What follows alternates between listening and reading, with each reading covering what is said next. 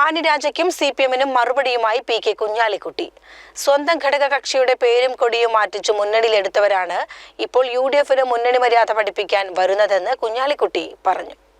മൂക്ക് കീഴ്പ്പെട്ട എല്ലാവർക്കും അറിയാം, പൗരത്വ പ്രശ്നം പരിഹരിക്കണം എന്നുണ്ടെങ്കിൽ കേന്ദ്രത്തിൽ ഭരണം മാറണം എന്നുള്ളത്.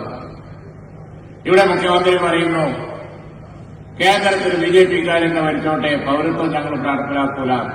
ആരെ പറ്റിക്കാനാണ്? കോൺഗ്രസിന്റെ വടി വേണം. ആ വടിമലല്ലാതെ CPM-ന്റെ കൊടി കെട്ടാൻ കഴിയില്ല. എന്നിട്ടാണോ അവർ ഇന്ത്യ രാജ്യത്ത് പൗരത്വം നടപ്പിലാക്കുന്നത് തടയാൻ ഞങ്ങളെ കൊണ്ട് കഴിയുമെന്ന് പറയുന്നത്? കഴിയില്ല. പൗരത്വം നടപ്പിലാക്കാതിരിക്കണം എന്നുണ്ടെങ്കിൽ, പൗരത്വത്തിൽ പക്ഷപാതം കാണിക്കാതിരിക്കണം എന്നുണ്ടെങ്കിൽ അത് ഒരേ ഒരു ശക്തിക്കേ പറ്റുള്ളൂ. അത് ഇന്ത്യൻ നാഷണൽ കോൺഗ്രസും അതിന്റെ കൂടെ നിൽക്കണവരും അധികാരത്തിൽ വരണം.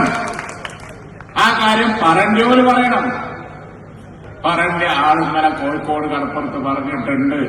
എന്താ പറഞ്ഞത്?